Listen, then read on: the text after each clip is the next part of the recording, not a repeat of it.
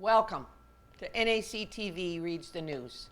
My name is Val Wilson, and I'm one of the many volunteers that help create programming for our station. NACTV can be seen on MTS Channel 30 or 1030, Westman Cable Channel 117, Bell Satellite Channel 592, or online at nactv.tv. These programs are made possible by our volunteers, staff, advertisers, as well as donations made by you, the viewers. If you are enjoying your NACTV experience, please consider supporting us by either a donation or volunteering. You can contact our office at 204-476-2639 or at nactv@wcgwave.ca. And today is the paper reading for Friday, March 19th, 2021, Volume 125 of Neepawa, Manitoba. It's locally owned and operated, Neepawa Banner Press, and the headline reads, School Division Revision.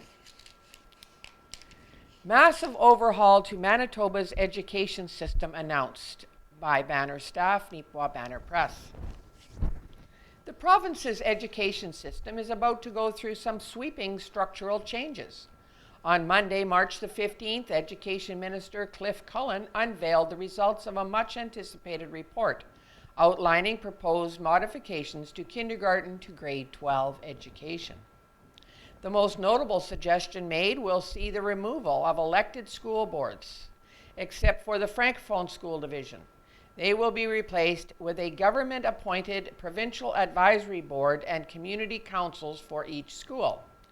The advisory council will consist of between 6 and 11 people. At least 2 of them members must be parents of current public school students. Manitoba's 37 school divisions would also be replaced with 15 regions that will be overseen by Provincial Educational Authority. The authority will be made up of appointed members and take over the bulk of administration responsibilities, including collective bargaining, IT resources, and workforce planning.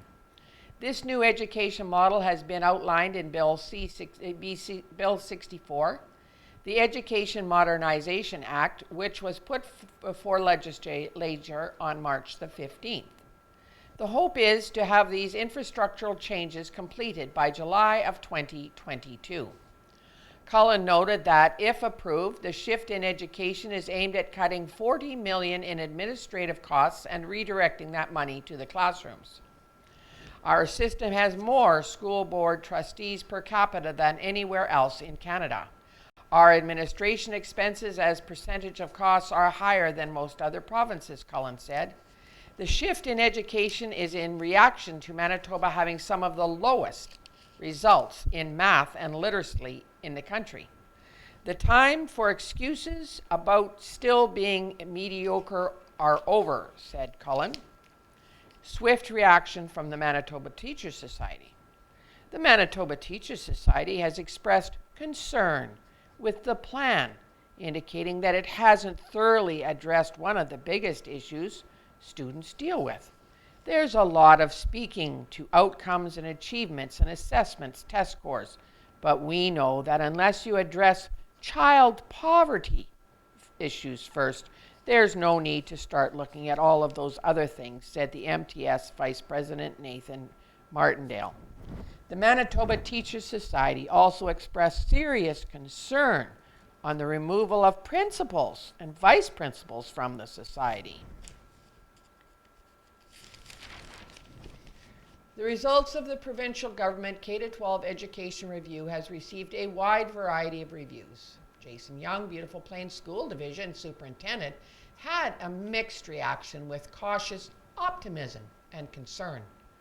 Change is difficult, and I will approach this change with an open and hopeful mindset that some positive changes can come of this for our students, Young stated. Our students have always been and must continue to remain at the center of the decision-making process. Bigger isn't always better. In an interview before the review was published, Young had noted that the amalgamations were expected, whether it was to come from this review or further down the line. However, Previous amalgamations in both Manitoba and neighboring province have shown that the method is not always beneficial. Young explained that the government has been putting out a consistent message that too much money is being spent on administration, in particular school boards, and it should be reallocated directly to the classrooms. Young noted that the Beautiful Plains School Board has always believed this exact sentiment, that money should be directed directly to the classrooms where it can have the greatest impact on students. And he added that very conversation that occurs among the Beautiful Plains School Board starts with the question, how will this decision benefit our students? The last amalgamation, which took place in 2001, came about because of similar statements of unnecessary duplication, with the estimate that the government could save up to $10 million by reducing school divisions from 54 to 37.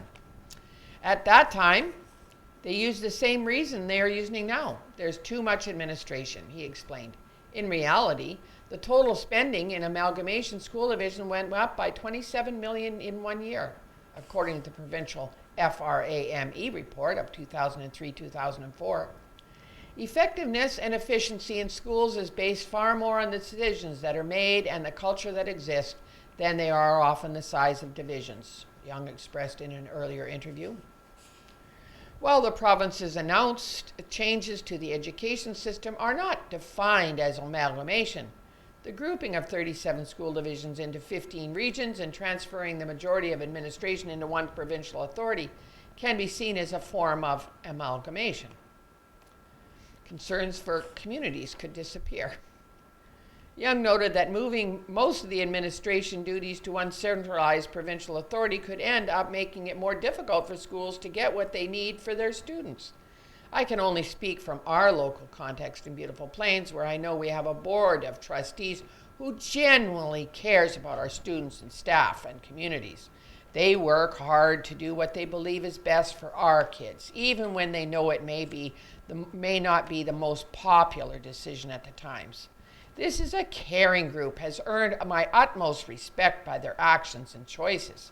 I am not confident that one central authority will be able to duplicate this type of genuine concern for the communities we serve, he expressed. While this change will be gradual, Young said that he expects to see the impact in schools as time rolls on. I am certain as more time passes and decisions are made by people further removed from our communities, that our schools will be undoubtedly be impacted. And he continued, I have always believed, though, what I have seen with people and relationships are key. The closer relationship and the more deeply a person knows someone, the more likely they are to try and do what they feel is best for that person. I see that with our parents who care so deeply for their children. I see that with our staff who know our communities and our families, and see that with our board who represent the communities they serve.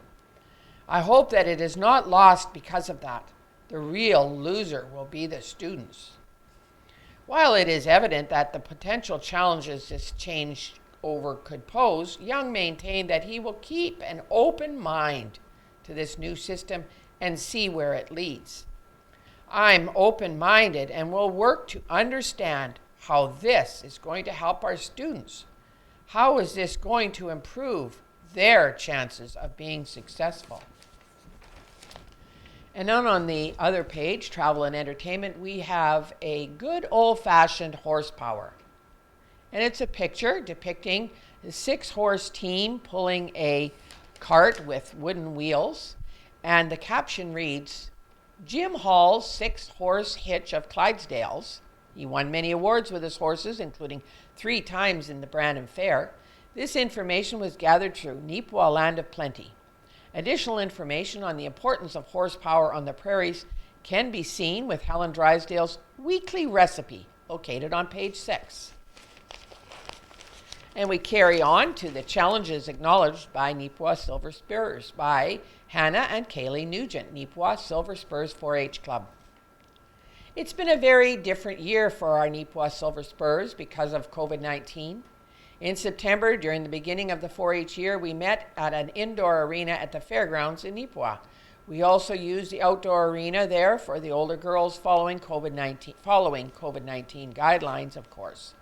Lee Sumner, her mom, Kathy Stevenson, and daughter McKenna, Laura Martin, and Lori Cathcart helped teach our Silver Spurs how to ride properly. We trotted around pylons and trotted or walked over poles, laying on the ground, and some even locked in a circle. One of our favorite parts of the 4-H for girls is the physical part of riding and showing everything they know when riding their horses. Once it was too cool for riding, we did our Zoom meetings, and we could learn the anatomy of the horses and a lot of fun things the girls enjoyed. For our 4-H project over Christmas, the girls made some Christmas cards for the care home here in Neepawa, and just a little something to help the older occupants get through COVID-19 Christmas. We did our communication projects and the girls did great. Some even did the next level, and this is all the fun stuff we did 4-H this year. There's an ad for NACTV Bigger Bingo on Wednesday nights, 7 p.m., and it says Channel 12, MTS 30, Bell Express U592, or online at nactv.tv. But as of yesterday, we believe that it is no longer Channel 12. You will be seeing NACTV on Channel 117 Westman. The Bonanza pot right now is $9,002 plus 50 cents from sales. The letter X is $150. The blackout, 52 numbers or less, is $3,543 plus sales. The toonie pot is now $8,213, and these pots go up weekly. We have a guaranteed prize payout each week of $350. So you can get cards from Val Wilson at 204-841-0448 if you wish to play. There is also a Neepawa Access guide if you're on page 3. And then we have page 4, which is Perspectives. Education Review Long Overdue by Ken Waddell, right in the center. The province of Manitoba has received and now released a K-12 education report with 75 recommendations, and Education Minister Cliff Cullen said the province has accepted all of them in spirit and principle. Some, but not all, are incorporated into Bill 64. Bill 64 is before the legislature right now, but will not likely pass this spring, as the opposition has the right to delay up to 5 bills until fall. So they will likely delay Bill 64. The K-12 report and Bill 64 are long overdue. Whether the 75 recommendations are the right ones remains to be seen. The public has only seen the contents for less than 24 hours at the time this column is being written by Tuesday morning. Rather than say each and every detail is right direction or if all of this planning will work out or not, it is important to examine them. Minister Cullen said that they had to do something, and he is correct. With administration costs appearing to be high compared to other provinces, and with education results appearing to be the low compared to other provinces, the need for action is evident. And that said, many of our premises for Bill 64 are long overdue. Supporting education with land taxes is totally out of date. That change should have come 40 years ago. Set up in the early part of the last century, education taxes on land was the way to go. Nearly every quarter of land had a family with kids living on it, and it was assumed that most houses and businesses had kids living on the property. With that largely being the case, it's somewhat made sense to tax land to fund education. But over decades, the province has taken over some of the funding. Education serves all people, not just property owners. Education is a service to people, so should be funded by all people. Land taxes need to go towards services to land such as roads, water, sewer, and numerous other land-based service needs. If the government can switch education funding off property and onto general revenue, it will be a good thing. Landowners can then invest their tax dollars in improving, or in some cases, even just keeping their land. Farmers and commercial building owners have been unfairly burdened with education taxes, and it needs to end. It is among the changes that are 40 years overdue. We need to remember that the last major change to the education system was in 1966, which, by the way, was 55 years ago. That was when school divisions were enlarged and widespread school busing started. The school boards and school trustees are almost all mad about Bill 64, and that's understandable. Also understandable is the government statement that school boards have spent most of their time agonizing over local tax rates and bargaining with teachers over wages. Bill 64 claims to place teacher salary bargaining under a province-wide authority.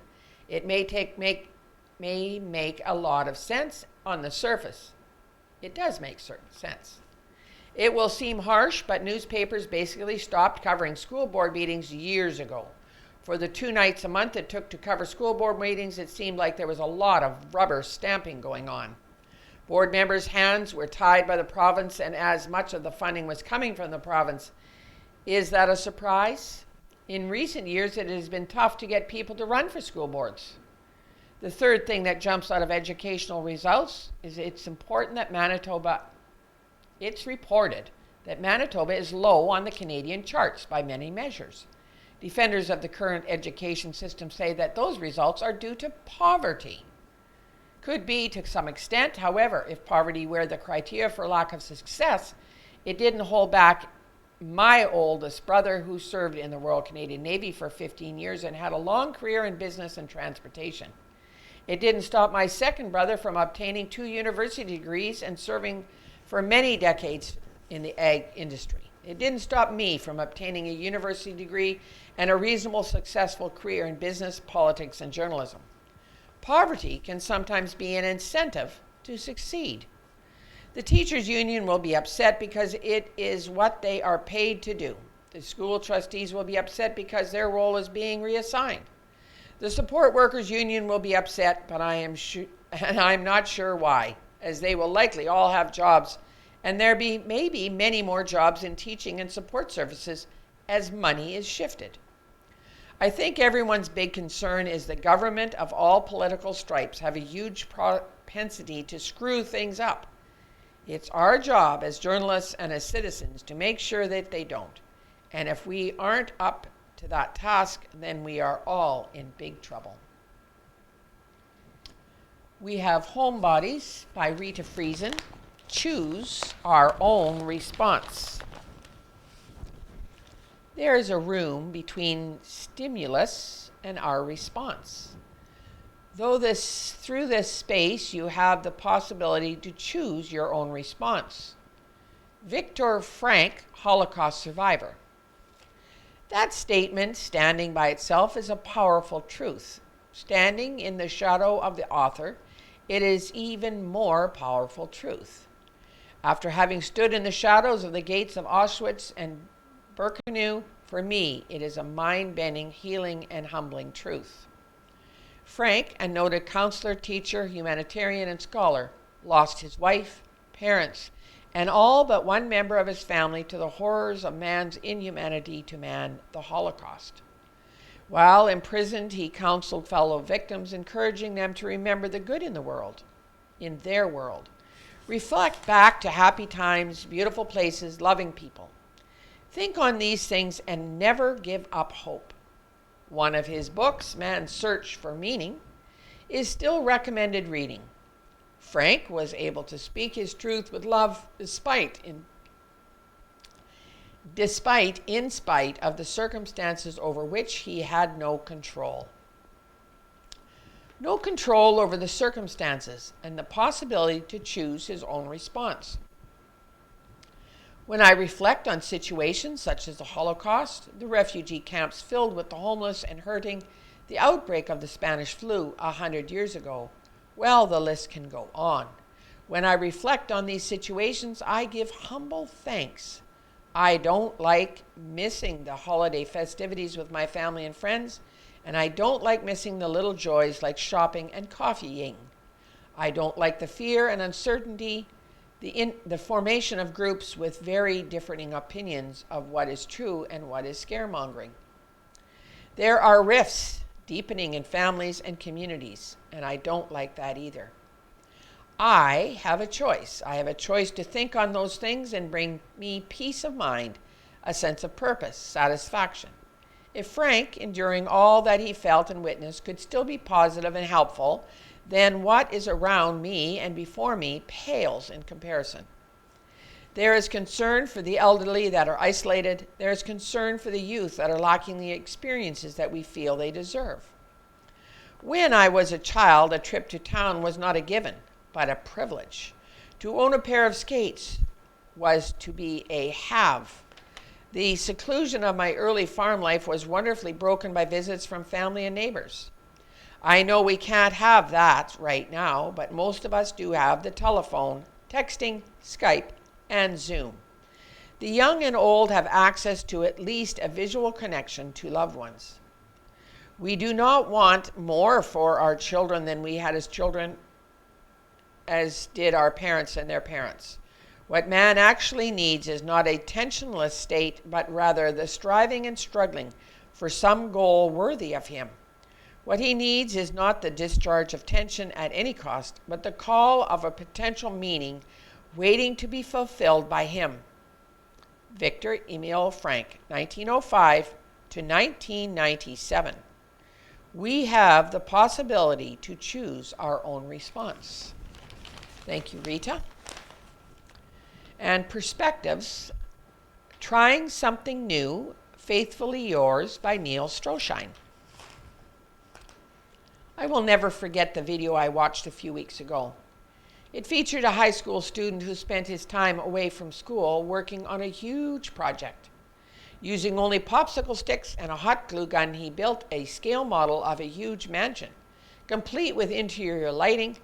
The project required 380 to 400 hours of work over 18 months, 8,000 popsicle sticks, and 600 glue sticks. The total cost was $278 US. He began by clearing a large area in his living room, which he used to lay out the floor plan and place the floor joists. And then the unit was moved to a large table where it stayed until it was completed. He videoed the entire process. 2 time-lapse videos were later posted to YouTube. The end result is a tribute to his love of the craft, his meticulous attention to detail, and his determination to see the project through to completion. Of all the comments posted below these videos, one caught my eye. I think the viewer wrote, that this is something I could do during COVID-19 lockdowns, and for a few seconds at least, I thought the same thing. But I quickly dismissed the idea, at least for now. I have other projects to complete before I tackle something like that massive. Since moving into the house I share with my wife, stepson, and dog, I have had to learn how to do several things I haven't done before. The motto of Canada's 4-H clubs, learn by doing, has become my mantra. Every project I have undertaken has been a success, largely because before I ever cut materials for a project or tried to fix a plumbing or electrical problem, I have taken the time to answer all 3 questions. First, why do I want to do this? And in each case, the project I undertook either addressed a need, improved the quality of life in our home for our family, or helped beautify our neighborhood by beautifying our house and yard. Those are always good motives for taking on a project. So are finding creative and productive ways to use the free time when we've been given thanks to COVID-19. Doing something because it might be fun will get you started on a project, but may not give you enough motivation to see it through to completion. Number 2, second, do I have the required resources? I would love to build some of the intricate wood or metal projects I see some YouTubers build, but I am limited by 2 things. I don't have room for a fully equipped shop, and there is much I need to learn about working with wood before I would even consider trying one of those projects. But those are my current limits. They don't remain forever. Let the learning begin.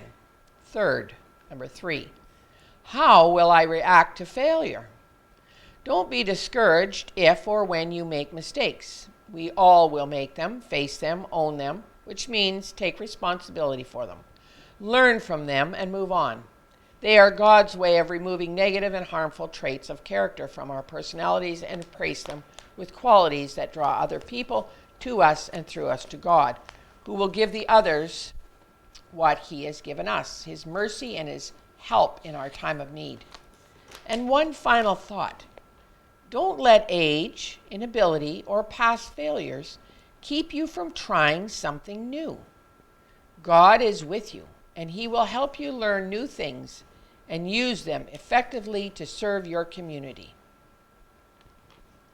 Thank you, Neil Stroshine. And then we have an observation by Addie Oberlin. 2 stories caught my attention this week. One mentioned that what you need to do if you were poor and lived next door to someone who was rich, and then talked about it if you were rich, live next door to someone who was poor, and what the Bible teaches us to do.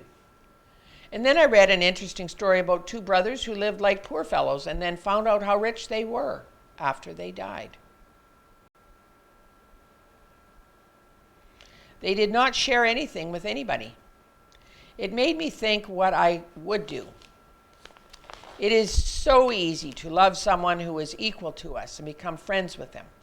But Paul tells us in Acts 20 when he says, "Farewell to Ephesians leaders, that he served the Lord with great humility and with tears," verse 19.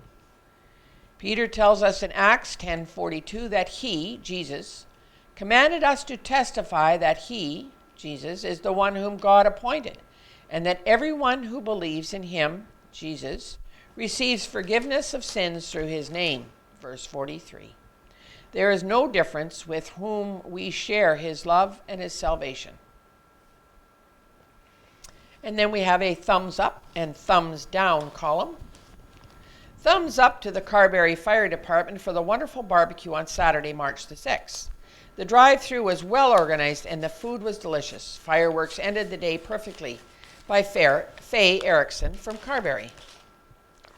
Thumbs down, thumbs up to Lenore Buffy for thumbs up to Lenore Buffy for asking people to take time and think for themselves. Alan McPhee.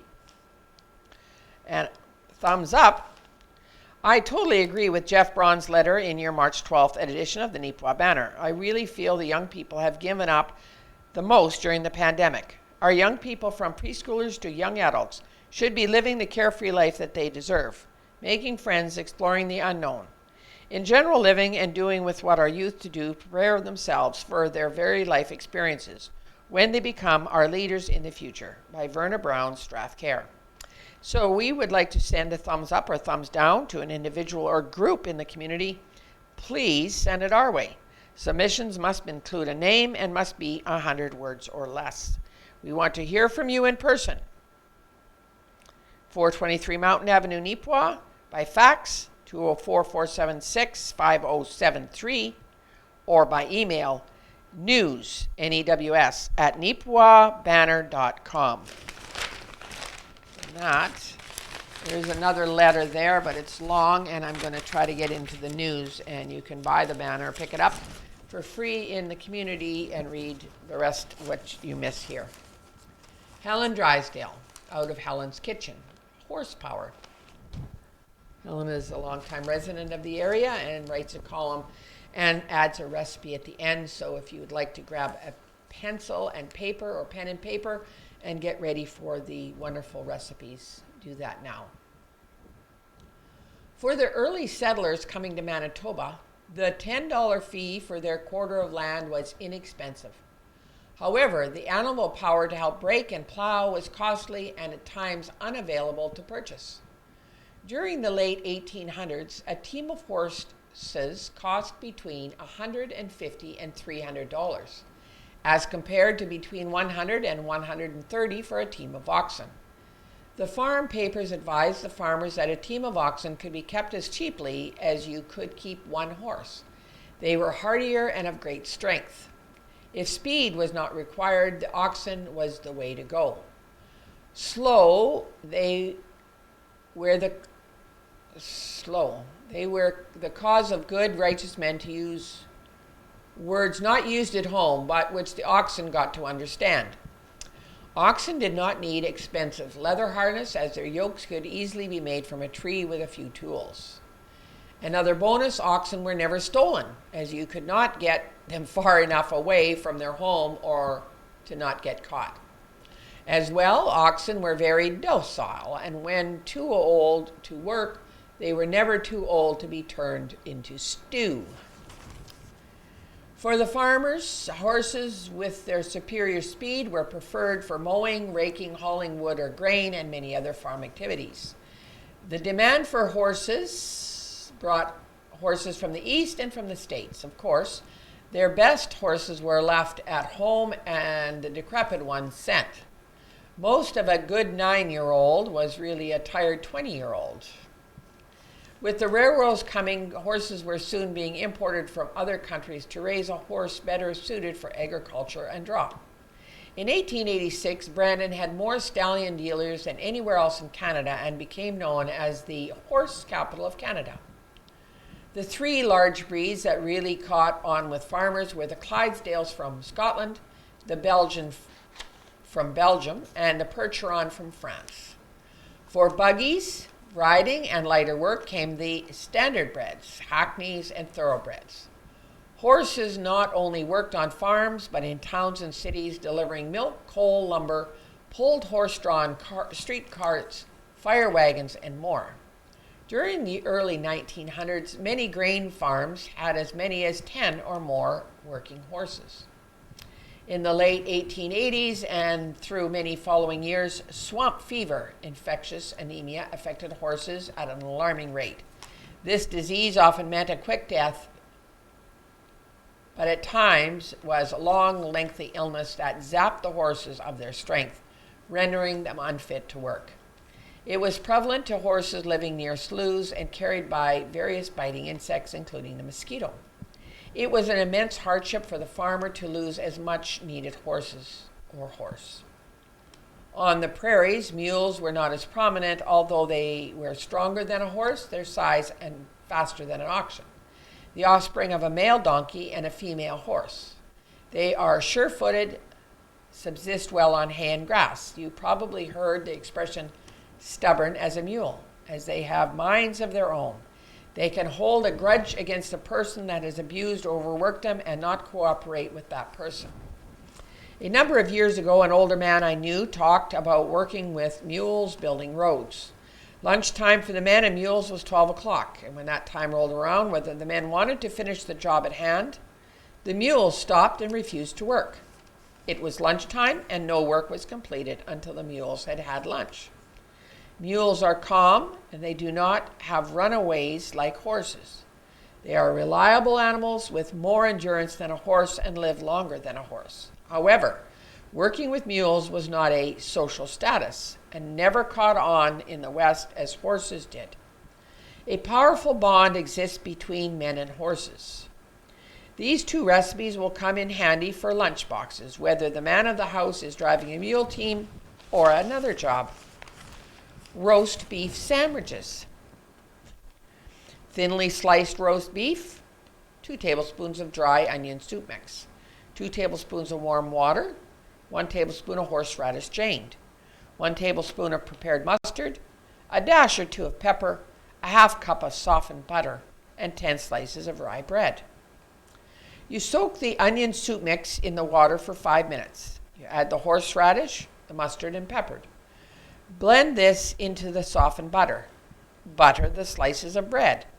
Cover 5 slices with the roast beef and top with the other slice. Sounds tasty. Ginger cookies. Your ingredients are 1/2 cup of softened butter, 3/4 cup of sugar, 1 egg, 1/4 cup of molasses, 2 cups of flour, 2 teaspoons of baking soda, 1 teaspoon of ground cinnamon, 1/2 teaspoon of nutmeg, 1/2 cup finely chopped crystallized ginger, and 1/4 cup of white sugar. Cream the butter and sugar together. Add in the eggs and molasses. In another bowl, mix the flour, the baking soda, and spices together. Stir into the cream mixture. Add the candied ginger. Place dough in the fridge for 1 hour or longer. Shape dough into small balls and roll into the sugar. Place balls on the lightly oiled cookie sheet several inches apart. Bake at 350 degrees Fahrenheit for about 12 minutes or until firm.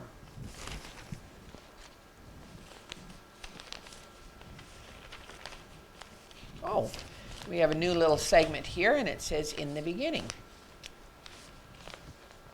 In the beginning, many people regard the biblical account of creation as an unscientific myth.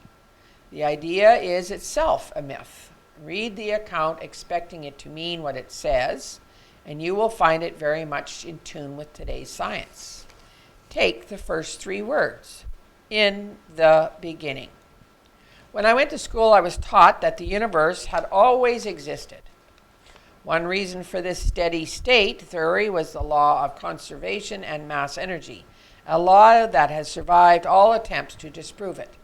It says that nothing in the universe can be either created or destroyed. So how could you have been a time when it did not exist? But in the early 20th century, evidence was mounting that the universe did indeed have a beginning. Albert Einstein was one of the many scientists who were reluctant to believe the evidence. But as soon as he was convinced, Einstein concluded that if this universe had a beginning, then there must have been a beginner. That conclusion does not require faith, just common sense. To be continued. There is a Spruce Plains RCMP report, and if we have time, we'll come back to that. We're going to read the Rural Outlook Minidosa Rec Planning Spring Break Fun. This sounds interesting, by Kira Patterson, Neepawa Banner Press.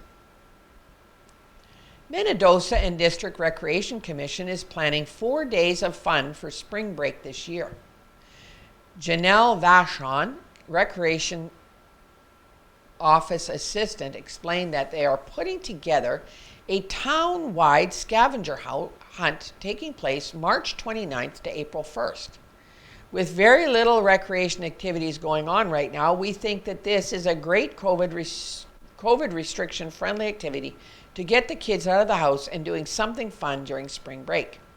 Vachon expressed, to comply with COVID-19 restrictions, they explained the scavenger hunt teams will have to be household members only, but both kids and adults are encouraged to get involved.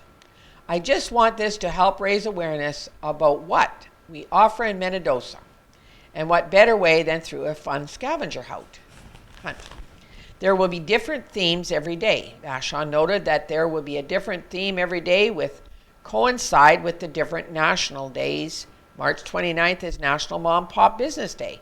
And so all clues will revolve around businesses in Minidosa, and many prizes have already been donated by local businesses in support of the event. And she added that while they do have businesses already getting involved, they welcome all Minidosa businesses to participate by being a scavenger hunt destination, providing prizes, or just helping promote the event on social media or by putting up posters.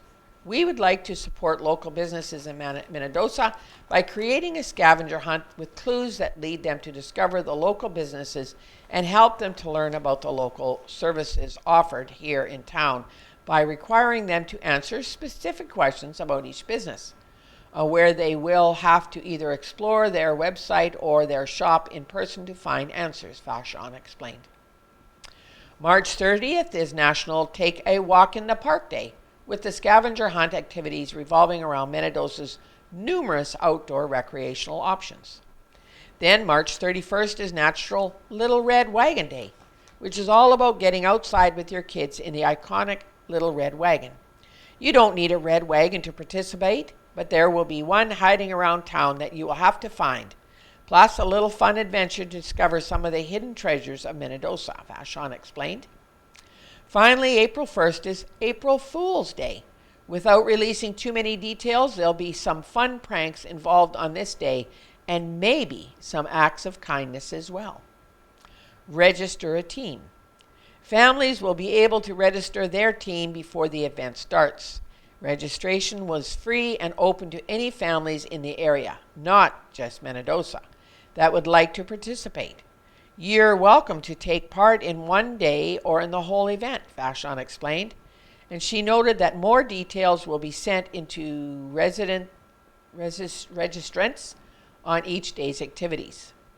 Points will be awarded for different challenges involved, and prizes will be awarded based on the points your team collects. We have all felt the hardship of isolation, and now that the weather is taking a turn for the better, we can emerge from the house and get reacquainted with the beautiful community of Menadosa and what it has to offer, Vashon stated.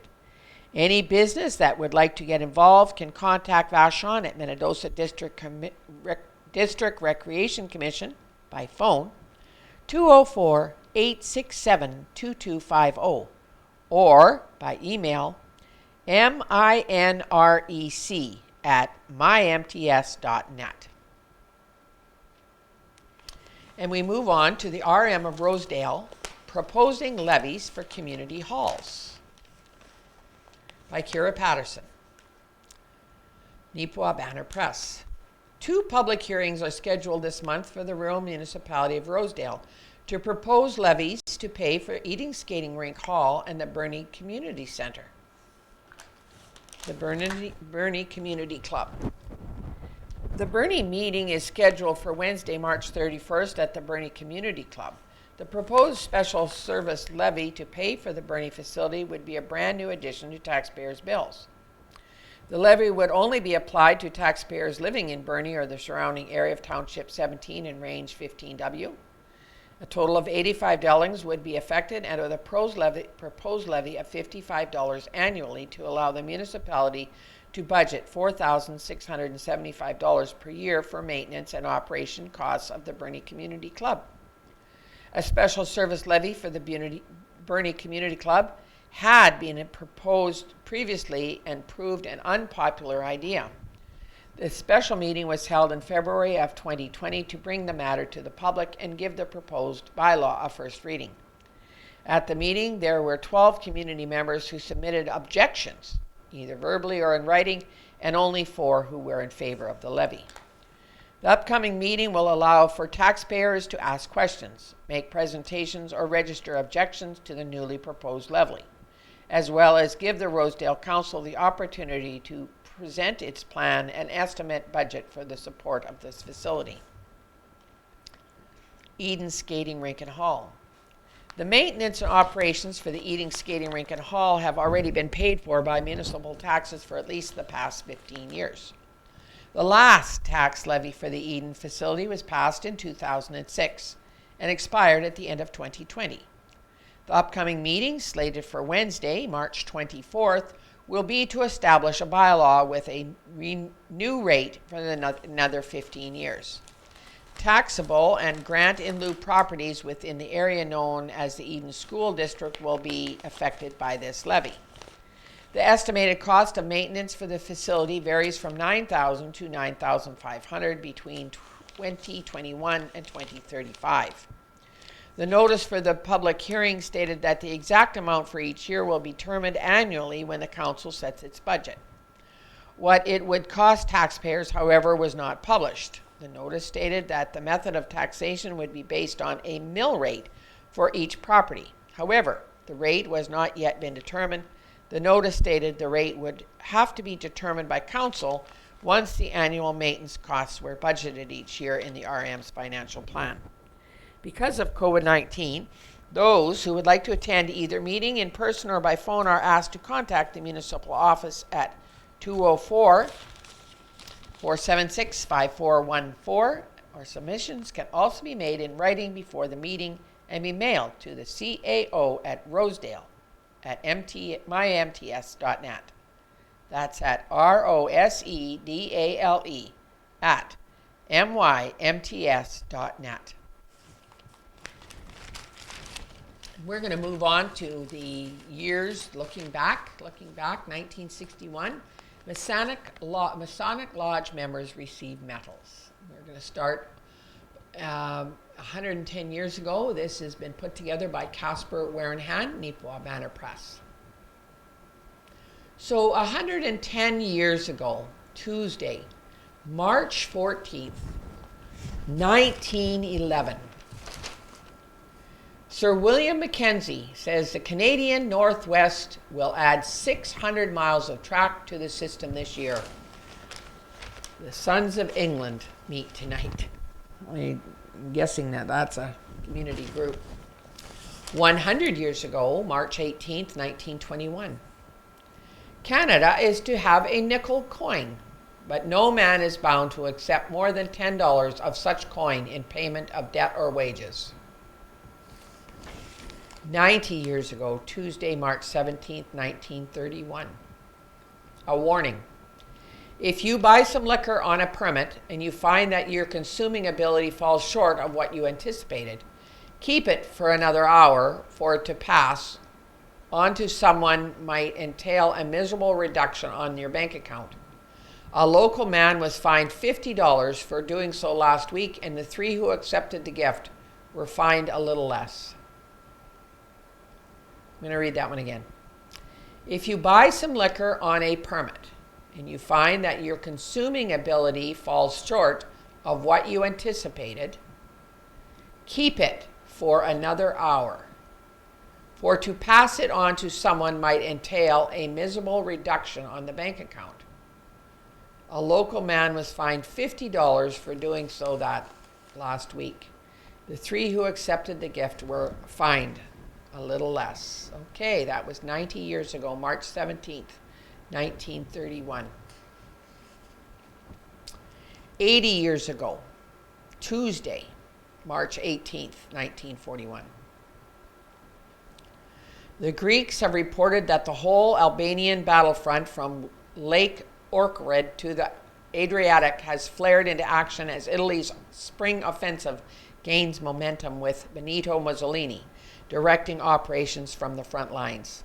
The Air Ministry stated in a recent report that Royal Air Force planes have struck hard at Glenlandshire and Dusseldorf in Germany and Rotterdam in Holland in their new air offensive against Germany and German-occupied territory.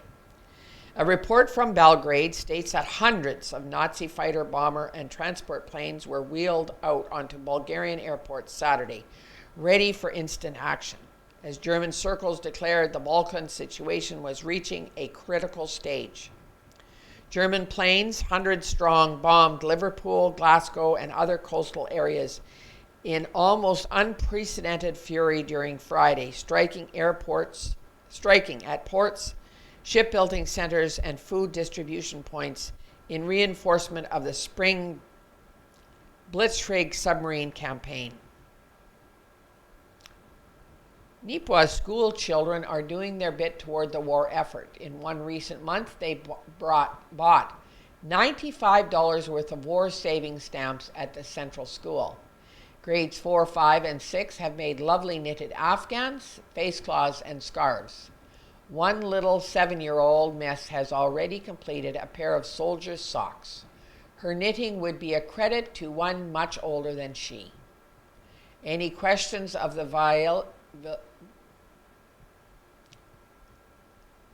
vitality of test tube calves was exploded by Bert Shanks last week. That was 80 years ago. Any questions of the fatality of test tube calves was exploded by Bert Shanks last week. He has a healthy shorthorn calf which was born after its mother died. 70 years ago, Thursday, March 15th, 1951. The hustling Metmore team again captured Neepawa Hockey Association trophy for the second straight year in a rural tournament here Saturday at the arena. Nearly 800 fans attended the tournament, sponsored by the Neepawa Hockey Association.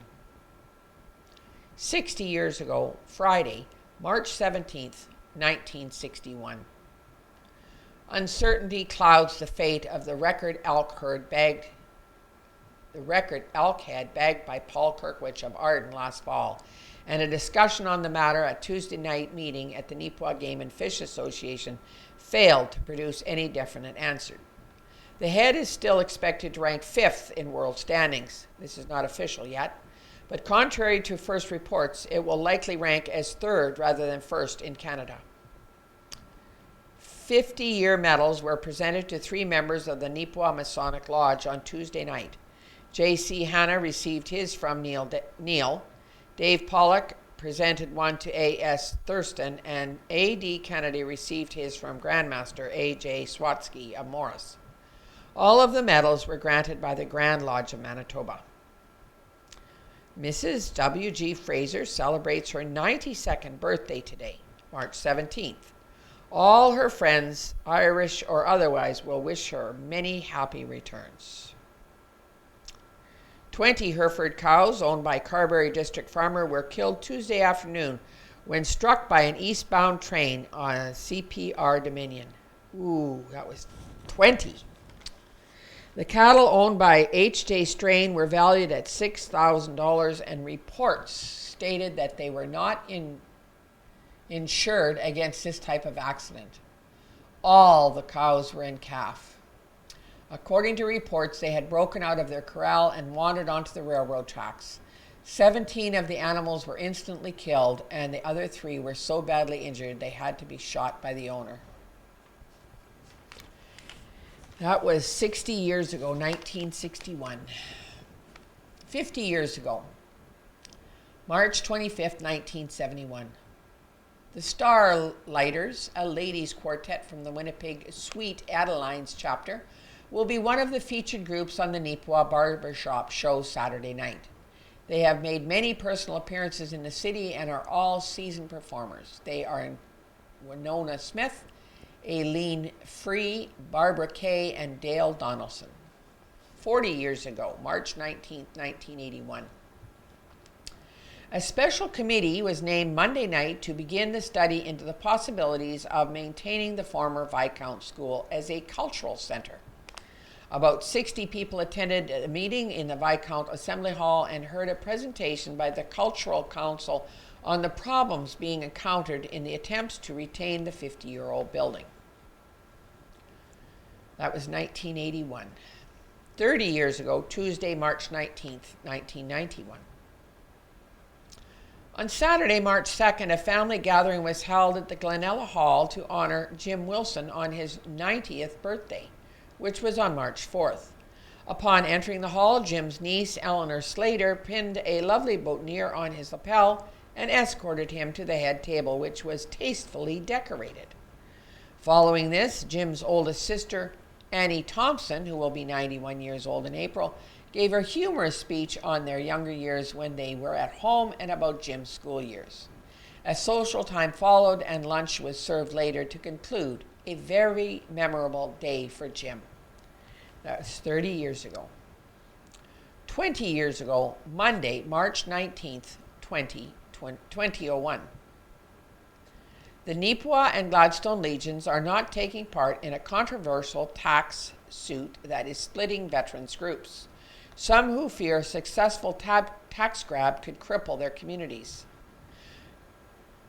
Dwayne Pierce, president of the Neepawa Legion, said several years ago the local branch had financial difficulties, and the council of the day gave them a grant in lieu of taxes.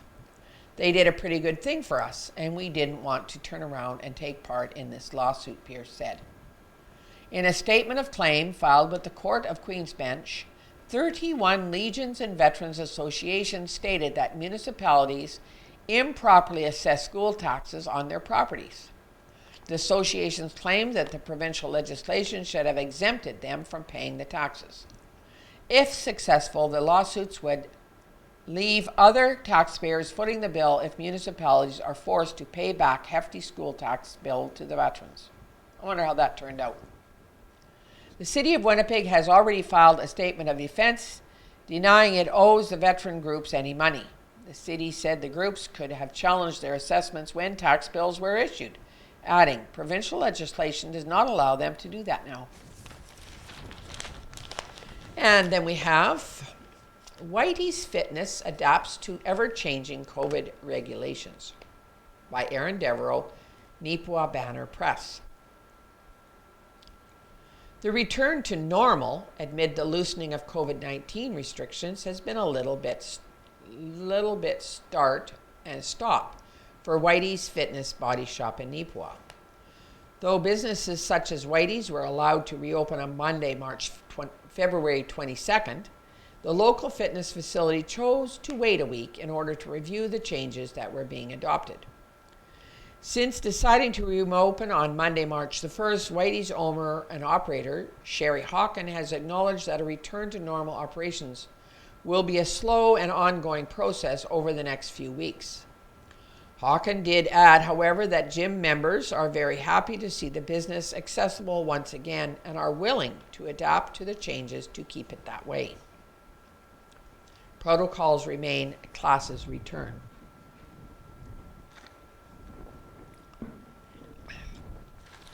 To ensure the well-being of all its membership coming back to the gym, Whitey's will continue with the instituted rules for physical distancing and the cleaning of equipment, both before and after its use.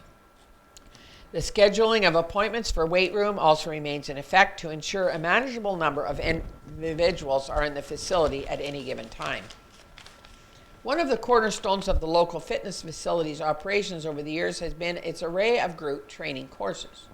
Recent changes to the rules for indoor activities have allowed for the reinstitution of that type of training, effective March 15th. Hawken noted that a fair number of members were very much looking forward to that. A new addition to the list of classes is Box Fit, which will teach basic boxing and fundamentals and movement. It will be taught by Derek Pearson, who has over 20 years of training and coaching in the fields of boxing and mixed martial arts. Pearson recently told the Banner and Press that he is very much looking forward to partnering with Whitey's Fitness on this course. I am excited to be getting back into offering a boxing program in Neepawa. I am a big believer in what Whitey's Fitness Body Shop is promoting and what they are offering at the gym. It benefits the community, so I am really excited to be involved, stated Pearson. Other courses of note that are returning to the fold are the group functional training and the Friday evening program nicknamed Strong Like a Girl, which is a teen girls training regiment. Information on all the programs can be located on the Whitey's Fitness Body Shop social media platforms. No AstraZeneca vaccines coming to Neepawa yet. Headline reads by Kira Patterson, Neepawa Banner Press. Over the last couple of weeks, the provincial government has been distributing the AstraZeneca vaccine to clinics and pharmacies in communities across Manitoba. While Neepawa's Harris Pharmacy and the Beautiful Plains Community Medical Clinic have both been prepared to distribute the shots, both have yet to hear more details from the province. Heather Todoruk, owner of the Harris Pharmacy, noted that they have been in contact with the vaccine task force, but are now waiting for some confirmation. All we know so far is that we are approved, but haven't been selected to get any stock, she explained. They also said not every approval guarantees that they will be selected to get the vaccine. Neepawa Town Councillor Murray Parrott, who is on the Neepawa Area Development Corporation Board, which owns the Beautiful Plain Clinic, noted that the last council meeting that the clinic has completed a vaccination room and just installed refrigerators to be able to store vaccines if they get them. He added that people are not to try calling the clinic to make appointments, but when they receive doses, the clinic will be calling patients that they know are in the priority demographic. The Beautiful Plains Clinic is putting out the message that they don't know when they will be receiving the vaccines, but they are planning to help immunize the community if the province allows. A provincial spokesperson noted that so far, 18,000 doses of AstraZeneca have been distributed to 190 clinics and pharmacies throughout Manitoba. Due to the limited amount of vaccine, distribution was based primarily on relative population by health region and relative flu vaccine volume history. The spokesperson added that once Manitoba receives their next allotment of AstraZeneca, or another fridge-approved vaccine, the pharmacies and clinics that have been approved that did not receive any doses yet will still be considered for future allocations. We are certainly hopeful that we will at some point be able to help out, but we are at the mercy of the selection committee, Todrick stated.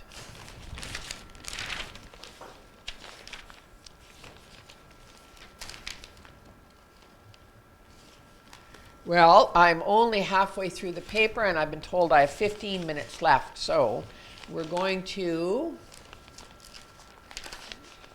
go to page 11. Portage Law Firm marks beginning of a new chapter by Casper Warenhan, Neepawa Banner Press.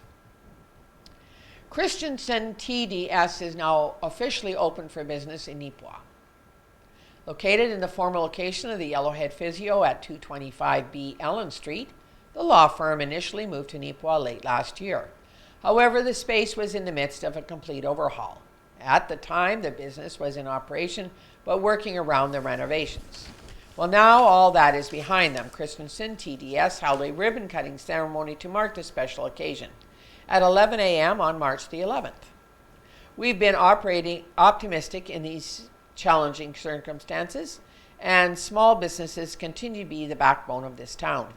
Christensen TDS has managed to set up an office here amid the COVID-19 pandemic, which is a spectacular achievement, said Neepawa Mayor Blake McCutcheon, who attended. We believe that Neepawa is a town of the future experiencing a period of growth, and we are pleased to have Christensen TDS to be part of that growth. Managing partner for Christensen TDS, Jorn Barney Christensen, provided comments shortly after, emphasizing the firm's rural connection. Everybody you see here today is from rural Manitoba. Our firm is absolutely committed to a future in rural Manitoba, Christensen enthused. In spite of COVID-19, when this opportunity appeared, we took it, worked through the challenges, and here we are. History and services. Christensen TDS has been in operation for over 50 years, getting its start with Christensen and his brother Christensen and Christensen in Portage la Prairie. And since then, he has expanded into McGregor and Gladstone, and prior to coming to Neepawa. The Portage firm also recently joined forces with the TDS law firm in Winnipeg, allowing it to widen its scope of practice to include professionals in every area of expertise as a resource if needed. It's exciting to start the next chapter of this venture and to be somewhere new in the beginning of the next 50 years, said Mason Broadfoot, lawyer at the Neepawa office. We offer all services under the sun. We are dedicated to providing one-on-one assistance that people in the area are used to. Anything outside of the norm can be supported by our partners. I think we're all excited to offer our special services 5 days per week and built on what we started. When Broadfoot says all services under the sun, he means the firm is able to provide a wide range of assistance from categories such as administrative law, construction, drafting contracts, etc., and Aboriginal law to technology law and workplace investigations. Bringing all these services and more to Neepawa is something Broadfoot stated felt appropriate. Since we've been in Gladstone for so long, expanding to Neepawa felt like a natural step. Broadfoot explained, Barney and myself discussed being able to better serve Neepawa and rural Manitoba, so we'll continue to commit ourselves in the community and see what the future holds. This area seems like has experienced lots of growth, and we're excited to be part of that. The Christensen TDS team is excited to finally be settled in, open, and providing their legal services. As the firm's team continues to ingratiate themselves to the community and the area, such as Minnedosa, they hope to serve them better from here. The Neepawa team consists of Barney Christensen, Mason Broadfoot, and Sherry Francis, with additional lawyers from the other offices as needed. Early deadline for Neepawa Banner Press. The deadline for the April 2nd issue will be noon, Monday, March 29th, because of Easter. A Bunny with a Message by Christine Waddell, Neepawa Banner Press. An author with a deep Local Roots has written and illustrated a delightful book with a timely storyline.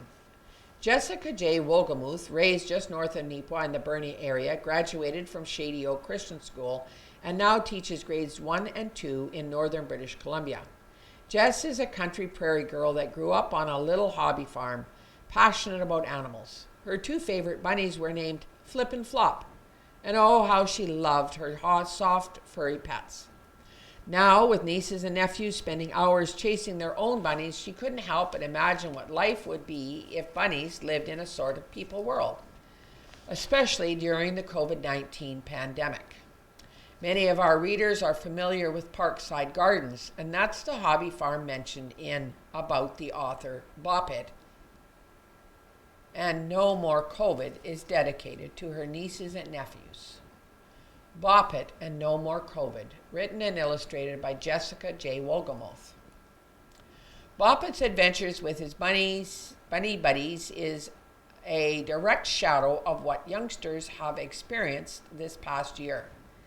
Every page is beautifully illustrated with watercolor pictures. Spoiler alert, there's a happy ending to the trials and irritations of the restrictions. How the bunnies celebrate is truly as bunnies would do. Whereas a good read or a memento of the pandemic, this is a delightful investment. The Neepawa Library will have a copy in the children's book section. Bop It is available on Amazon and Wolgamuth's Etsy shop or at the Neepawa Banner Press. The Banner and Press now has 3 children's books available in the front office at 423 Mountain Avenue. And I can't read you an excerpt because it's a little bit blurry.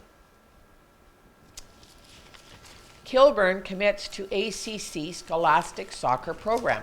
Madison Kilburn is signing her commitment papers for the Assiniboine Community College. Submitted, ACC media release. Madison Kilburn will step into the Cougars Women's Soccer 2021 roster with experience in both net and on field. A product of Neepawa, Manitoba, the 5'2" goalkeeper started playing soccer at a young age. She turned to more competitive teams as her skills developed, playing for the Neepawa Area Collegiate Institute soccer team, Minnedosa Mustangs Club, and the Senior Women's Soccer League. She competed in net for the Minnedosa Mustangs Foostal team as well. Kilburn enjoys being active, working out, and playing various other sports like volleyball and curling. I'm a positive, hard-working athlete and a competitive edge while displaying proper sportsmanship, said Kilburn. There's always room for improvement and self-challenging while playing the soccer, which is one reason why I love the sport. Co-coach Kate Broadhead is pleased to have the versatile athlete on the team for the upcoming season. We'd be comfortable putting Madison anywhere on the field. She brings a youthful energy and solid experience between the posts, said Broadhead. Off the goal line, she is a supportive playmaker and can hold her own in any battle. Kilburn has consistently achieved honor roll status through her years in high school. Growing up, she volunteered the Neepawa community, including time with the Hope Group, helping our world pursue equality, and Peer Helpers, which helps to raise awareness for mental health initiatives. Kilburn will be attending the college's social service worker program in the fall. She intends to help others and is looking forward to learn more about topics like mental health, addictions, cross-cultural awareness, and family government. Croter commits to post-secondary program in Rhode Island. Bryce Croter has committed to Slave Regina University in Newport, Rhode Island. Submitted by the Neepawa Natives media release. The Neepawa Natives are proud to announce that Bruce Croter has committed to Slave Regina University for the 2021-22 season. The Seahawks are a Division of 3 NCAA program in Newport, Rhode Island, and compete in the Commonwealth Coast Conference. Croter from Winnipeg, Manitoba, joined the Natives in 2020 and played in 9 regular season games, contributing 1 goal and 5 assists for the Natives. Croter had this to say: "My time in Neepawa was short, but not forgettable. I can thank Ken and Robbie enough for what they did for me to help grow as a player and as an individual. I will have some great memories in Neepawa. I want to thank the organization for bringing me in and open arms and everything that they did for me with my short time here. Crowther becomes the fourth member of the 2021 team to commit to a school. The entire organization would like to congratulate Bryce and wish him all the best in Rhode Island. Well, the time is just about up, and I have to choose a 5-minute read. Carberry, North Cyprus, Langford. I'm going to read the community profile, Griffin Adriansen. Griffin Adriansen, Carberry Collegiate Grade 12 student. Griffin Adriansen, 18, is a member of the 2021 Carberry Collegiate graduating class and the youngest of Paul and Kim's 4 children. He and Zara Dickinson have just been selected as class co-valedictorians. Griffin is a peer mentor and enjoys several sports. He partnered with Cyro Oliver to win the Zone Boys in Badminton banner and advanced to the provincials at Winkler in grade 10. He likes fishing, plays volleyball, but his favorite is basketball, where he is the starting point guard. When asked about role models that influenced his life, Adriansen mentioned his varsity basketball coach, Chris Robinson, and his father, Paul, who has a very strong work ethic. Future plans involve working on the large family farm, a trip to Australia, followed by some agricultural studies at the university. Currently, he is helping plan the 2021 crop rotation of wheat, rye, and potatoes, and has 3 subjects, biology, applied and essential math, to complete for his high school graduation. Farming lets you meet good people who work outdoors and help provide food for many people. And then we have the classifieds, the obituaries, and a quick story about the Neepawa Rotary Club, submitted by the Neepawa Rotary Club. Even though the COVID-19 pandemic is having an enormous impact on everyone's daily lives, the work of the Neepawa Rotary Club continues. Local Rotarians have been unable to get together for meetings or fellowships, but it hasn't prevented the club from their commitment to the Neepawa area. 2 initiatives are currently underway for the club, the Neepawa Rotary Restaurant Raffle and the virtual beer tasting event. As a way of supporting some of our local restaurants, Rotary has purchased 5 $50 gift cards from Roder's Bakery, Boston Pizza, Bruce Brothers, Dairy Queen, and Bamboo Chinese Restaurant. The club has created an online raffle where anyone wanting to support these businesses can go online at www.fundingchange.ca/Neepawa Rotary and purchase tickets. I see that. If this proves to be an effective way of supporting local businesses, the Rotary Club will continue with further raffles in the future. What started out to be a fellowship opportunity for Rotarians has evolved into a community event. The Rotary Club is partnering with Farmery Estate Brewery and the Neepawa Gladstone Co-op to deliver an online virtual beer tasting event. All those interested in participating can go to the Farmery retail store across from the co-op in Neepawa and purchase their ticket. It will include a gift pack of pre-selected beers and sampling cups and an envelope. Inside, the participants will find a voucher for a unique appetizer kit to be redeemed at the co-op grocery outlet.